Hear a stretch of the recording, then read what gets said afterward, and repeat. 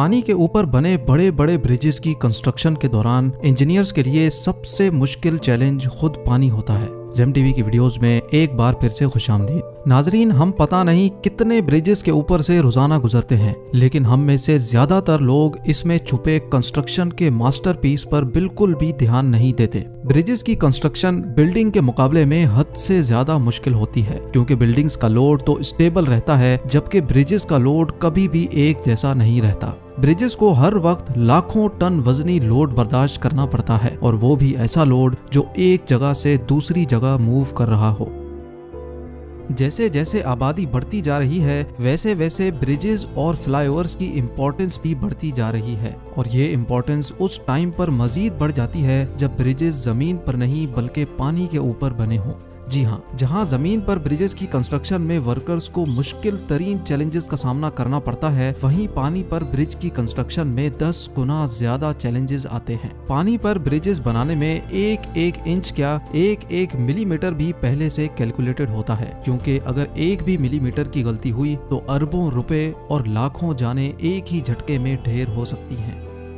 चाहे घर की कंस्ट्रक्शन हो, बिल्डिंग्स की या फिर ब्रिजेस की, इन सब में एक चीज कॉमन है, और वो है इनकी फाउंडेशन।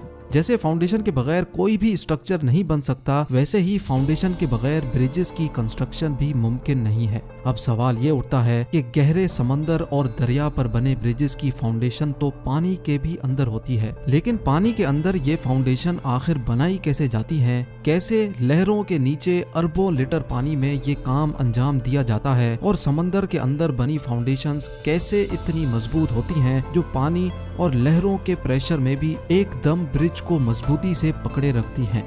ये सब आप जान सकेंगे आज की इस वीडियो में।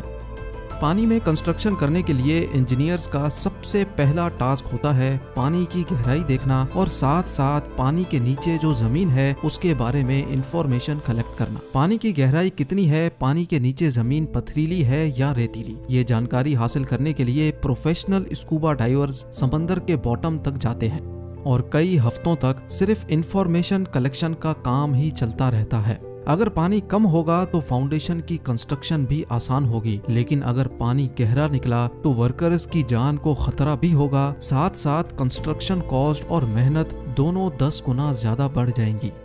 इंफॉर्मेशन कलेक्शन के बाद जो फेज आता है वो सबसे ज्यादा इम्पोर्टेंट होता है कि आखिर अब स्ट्रक्चर बनाने के लिए पानी को इस जगह से कैसे हटाया जाए। जी हाँ, चाहे पानी कितना भी गहरा क्यों ना हो, जिस जगह फाउंडेशन बनानी होती है उस जगह से पानी हटाना पड़ता है, लेकिन इतना गहरा पानी आखिर हटाया कैसे जाए? इंजीनियर्स ने इसके भी 3 मेथड्स निकाल रखे हैं। सबसे पहला और सबसे पुराना मेथड कॉफर डैम कहलाता है, यानी जिस जगह कंस्ट्रक्शन होनी होती है उस जगह पर चारों तरफ इतनी मिट्टी डाली जाती है कि वो पानी के लेवल से भी ऊपर हो जाए। जब चारों साइड्स ब्लॉक हो जाती हैं तो बीच से पानी निकालकर उसको खुश्क कर लिया जाता है, जहां कंस्ट्रक्शन का काम अब आराम से किया जा सकता है। लेकिन ये इतना आसान भी नहीं होता। अक्सर ऐसा भी होता है कि साइड्स पर डाली गई मिट्टी नरम हो जाती है और पानी का प्रेशर डैम की वॉल को तोड़कर कंस्ट्रक्शन साइट में दाखिल हो जाता है, जिसकी वजह से वर्कर्स की जान को भी खतरा रहता है। इस मसले से निपटने के लिए कॉफर डैम मिट्टी से नहीं बल्कि लोहे की शीट से बनाया जाता है, यानी लोहे की शीट्स एक एक करके मशीन्स की मदद से पानी में डाली जाती हैं, जो एक मजबूत दीवार बन जाती है। कंस्ट्रक्शन का काम खत्म होने पर नॉर्मली कॉफर डैम को हटा दिया जाता है। फाउंडेशन बनाने का दूसरा मेथड केसॉन्स कहलाता है। इस तरीके में फाउंडेशन पहले जमीन पर बनाई जाती है और फिर उसको किसी शिप की मदद से उस जगह पहुंचाया जाता है जहां उसको इंस्टॉल होना होता है। अब चैलेंज होता है इसको पानी के अंदर डालने का, क्योंकि ये फाउंडेशन एक बॉक्स जैसी होती है जो नीचे से बंद और ऊपर से खुली होती है। अगर इसको ऐसे पानी में डाला गया तो ये पानी के ऊपर ही तैरती रहेगी, जैसा कि ये गिलास पानी में तैरता आप देख सकते हैं। ये फाउंडेशन पानी पर फ्लोट ना करे, इसके लिए इंजीनियर्स के पास एक तरीका होता है। अगर पानी ज्यादा गहरा होता है तो पहले शिप्स की मदद से बड़े बड़े पत्थर डालकर पानी के नीचे जमीन की भराई की जाती है, और फिर कैसॉन को पत्थरों के इस पहाड़ पर शिप क्रेन्स की मदद से रख दिया जाता है, और आखिर में इसके अंदर ऊपर से कंक्रीट डालकर इसको और ज्यादा वजनी और मजबूत बना दिया जाता है। लेकिन अगर पानी इससे भी ज्यादा गहरा हो तो फिर क्या किया जाए? इसके लिए फाउंडेशन बनाने का तीसरा मेथड इस्तेमाल किया जाता है जिसको बैटर्ड पाइल्स भी कहा जाता है। इस मेथड में लोहे के बड़े बड़े पाइप्स को शिप्स की मदद से कंस्ट्रक्शन साइट पे पहले ट्रांसपोर्ट किया जाता है। प्लान ये होता है कि पहले इन पाइप्स को पानी के नीचे जमीन में धंसाया जाए, लेकिन धंसाने का काम आखिर मुमकिन कैसे होगा। ये पाइप इतने हल्के तो होते नहीं कि इनको इतनी आराम से जमीन के अंदर धंसाया जा सके। आखिरकार एक एक पाइप हजारों टन वजनी होता है। इसके लिए स्पेशल किस्म के बड़े बड़े हैमर्स शिप पर इंस्टॉल करके कंस्ट्रक्शन साइट पे मंगाए जाते हैं, जो इन पाइप्स को लगातार ठोक ठोक कर जमीन में इतना ज्यादा धंसा देते हैं कि अब बड़ी बड़ी लहरें हों या समंदरी तूफान इन पाइप्स को 1 मिलीमीटर भी इधर से उधर नहीं कर सकते। अब पानी के बीचों बीच एक मजबूत और ठोस फाउंडेशन तैयार है जिसके ऊपर ब्रिज की कंस्ट्रक्शन की जा सकती है।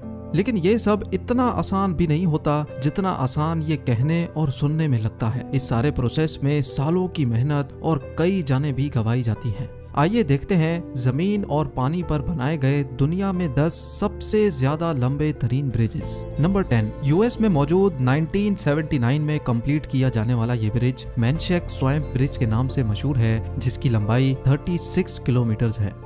नंबर 9, 2017 में कंप्लीट होने वाला ये ब्रिज चाइना में मौजूद वुहान मेट्रो ब्रिज के नाम से जाना जाता है, जो टोटल 37 किलोमीटर लंबा है। इस ब्रिज को बनाने में 13 सालों का टाइम लगा था। नंबर 8, 1956 में कंप्लीट होने वाला ये ब्रिज यूएस में लेक पोंचाट्रेन कॉजवे के नाम से जाना जाता है। इस ब्रिज की लंबाई 38 किलोमीटर है। Guinness book of world record के मुताबिक पानी पर बनाया गया ये सबसे बड़ा ब्रिज है। नंबर 7, 2010 में कंप्लीट होने वाला ये ब्रिज चाइना में मौजूद बीजिंग ग्रैंड ब्रिज के नाम से मशहूर है, जो टोटल 48 किलोमीटर लंबा है। नंबर 6, थाईलैंड में मौजूद ये ब्रिज 55 किलोमीटर लंबा है, जो बैंगना एक्सप्रेस वे कहलाता है।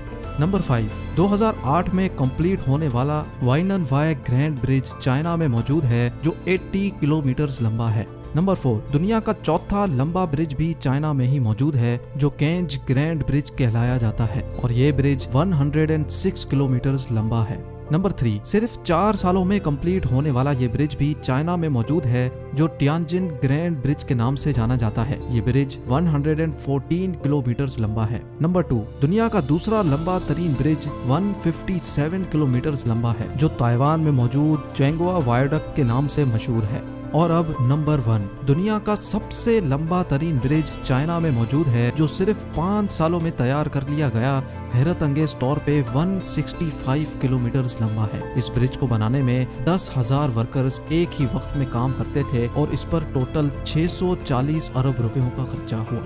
उम्मीद है इस वीडियो से मिलने वाली जानकारी आप सिर्फ अपने आप तक ही नहीं रखेंगे। अगर वीडियो अच्छी लगी है तो इसको भरपूर लाइक करें और दोस्तों के साथ भी शेयर करें। आप लोगों के प्यार भरे कमेंट्स देने का बहुत बहुत शुक्रिया। मिलते हैं अगली शानदार वीडियो में।